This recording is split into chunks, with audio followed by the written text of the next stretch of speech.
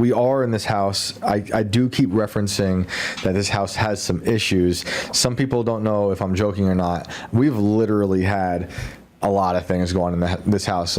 Just a week ago, Alex unleashed some demon in this house by opening the basement door. I thought I had that chain shut. And immediately we had issues. The week before that, we had a sound emanating from downstairs. We thought someone was here. We went and looked. No one was here. Turned out to be I thought it was a dead bird. I saw the bird on the floor. It looked like it was dead, just laying out flat. Really? Wait, so there was a bird down there? Yeah. Eventually. It was definitely a bird that could be a fake bird because it was literally just like not even moving. It was not moving. It was alive. So it was just sleeping then? It was, but it had its wings gave out. up. I have a picture. I'll have to get it. But it had its wings out on the floor. In the basement? No, in the room downstairs, like on the other side of the chimney. How'd it get in? But the chimney's closed off too. So I know. So I thought it was dead. I was like, oh, we have to give this thing a funeral. You know, I'm from a farm. I buried many animals. Dude, every pet that I've somehow adopted from the wild that's died, I've buried for sure. You got to bury them. So I prepared my heart for a bird funeral, and I got a box, and I went to put it in the box, and it woke up and started freaking out. I'm like, wait a minute, what are you doing? You're supposed to be dead. Wesley was here. He helped get it into the box and got it out the window. It flew away. The second the bird flew away, a giant scream emanated from the middle of the house. She was like, "What?" You screamed. I was like, I think you screamed.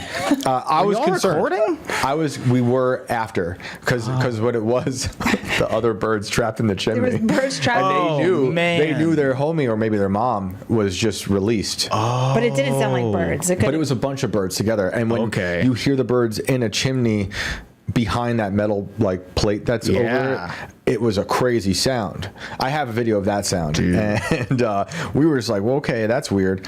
And so there's been lots of weird things. Did you let them all out? How did that work? The next day, Wesley got in there. Okay. And let them out. And it's like, you almost buried our mom alive. Seriously. Well, I assumed the bird was going to come back down. Well, anyway. Yeah.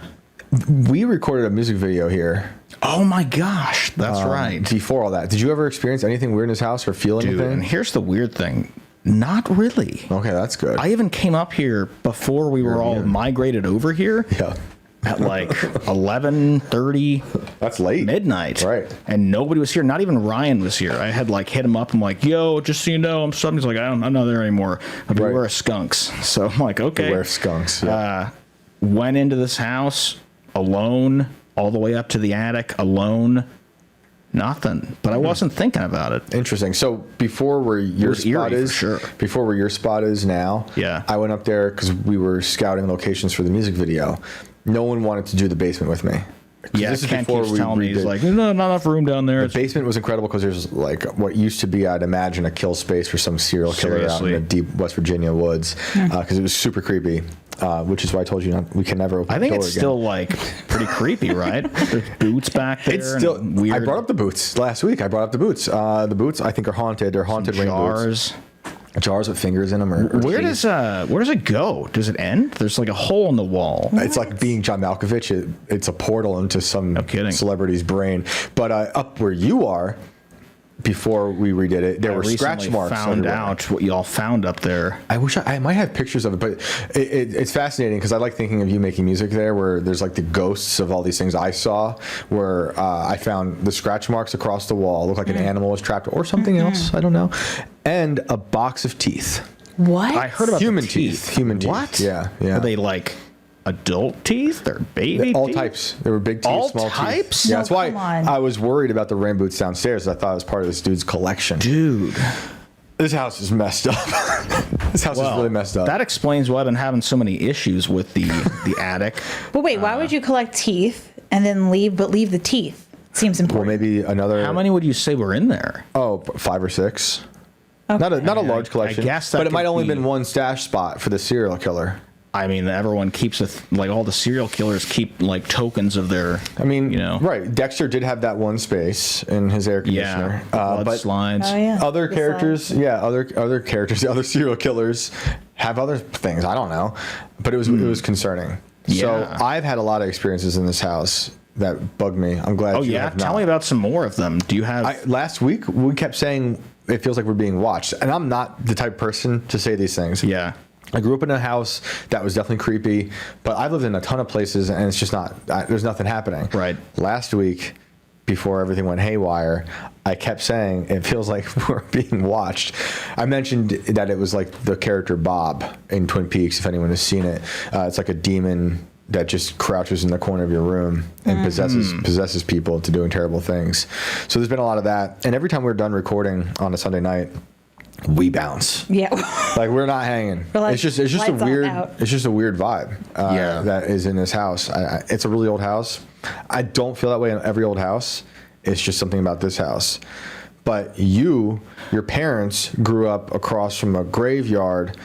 Did you have anything weird? Well, so it's that? weird because like when I say like I didn't feel anything in this house, that's not to say I haven't. Like I'm totally open to it, just not for me here. But like my parents moved to a house across from a graveyard after. I think I was in college at the time. Then I came back last semester, and they had moved from basically one house to this new house, and it's like a nicer house, but it is across from a graveyard, and never really thought about it too much. But like they went out of town for a weekend. I was dog sitting for them. And like so many things happened that were weird that I had to write down like list of haunted shit that happened when you guys were gone. Because it would be things like, I remember one time I was like just setting aside all the random sounds that you hear in a house when you're the only one there. Oh yeah. And it was a pretty big house. I kind of contained myself to downstairs. There was a piano there, so I was playing the piano and stuff. But I woke up to like a TV on full blast in the main room, and I didn't even know how to turn the TV on. Interesting. It was very weird because you got to turn on several things to have it go with the speaker system and the TV and all this stuff. But the biggest one, dude, is like no one believed me, and then for some reason the upstairs door, like there's a bathroom in like one of the. It was my brother's room when he goes home, but like the doors to the bathroom, they shut. They're like on those spring shut things, you know. Mm-hmm. And we had a cat named Mistletoe, and my mom was trying to find this cat, and the cat's gotten stuck certain places before, but it took a day, and she finally found this cat inside this bathroom, but both doors were closed. The cat, and they're not the doorknobs that cats can open, like the lever ones. Mm-hmm. They're like circular ones. And so this cat was like stuck in this bathroom. So like and she would text me like, okay, I believe you now, because there's no way that could have happened. Whoa. If the doors didn't just open up, stay there, let this cat in, and then close. It was so bizarre. You think the graveyard has something to do with I don't this? really know. You're just projecting onto the graveyard? Could be. I grew up next to a pet cemetery that I made over years, and it was not only just an old creepy house, but it had that pet cemetery, which I think has always weird connotations. Yeah. But like we started it in 1986, 87 with horses. You know, when you're on a farm, that's just what happens, right? So we filled it, and it just it got progressively weirder. Speaking about animals, you just unlocked a memory of a weird one. My mom, what day? It's August 9th right now? Yeah. We're actually coming up on the anniversary of this story from many years ago. We adopted a dog named, I'm going to bring it all back. The anniversary is coming up in about a week. The anniversary was on Friday the 13th in August. We brought it home, and my sister named the dog Jinx. She thought it'd be funny to name a dog Jinx on Friday the 13th. So we, in this farm that my parents manage, and the dogs have all this property to go out and run. And my dad, one morning, 5 days later, happened to be my mom's birthday, let the dog loose. He wasn't as adjusted to the area as the rest of our dogs. The dog bolted and disappeared. My mom had to go to work. She drove a bus. And my sisters were in school, and I had a summer job that I was painting some house. So they were in camp. My sisters went to camp. My mom drove the bus. I'm calling in late because I got to help my dad find this dog, Jinx. After we can't find it, my dad calls the cops in our little town and said, hey, we lost this dog. This is what it looks like. He's like he looked like a pig with stripes. He was some weird mutt.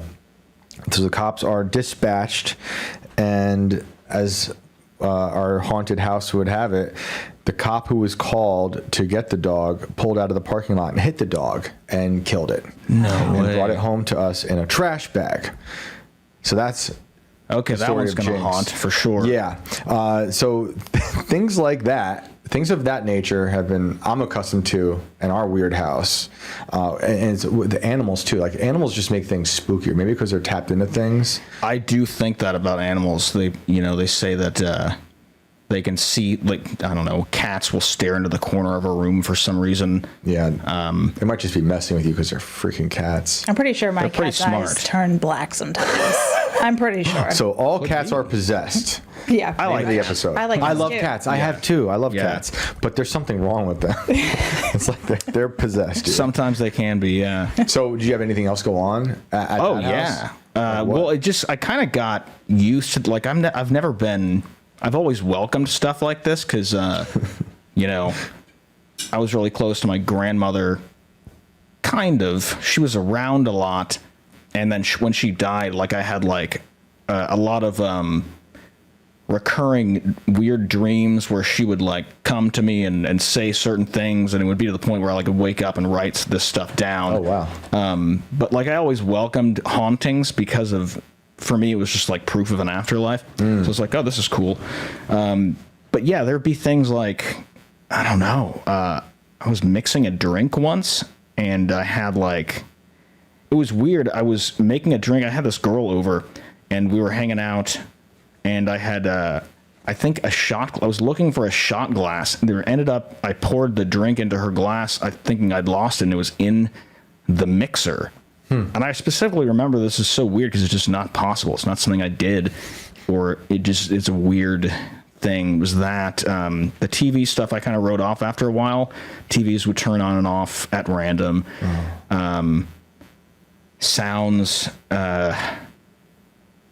lights. I used to have Christmas lights lighting up, and this is at a previous house, where I had this room connected to the attic, and there was one night, like, I did this thing where I had Christmas lights, and every time I would be done, like, working on whatever I was working on music-wise or something, I'd unplug the lights, or I'd, like, hit a button and turn them off. I think I hit a button. I don't know.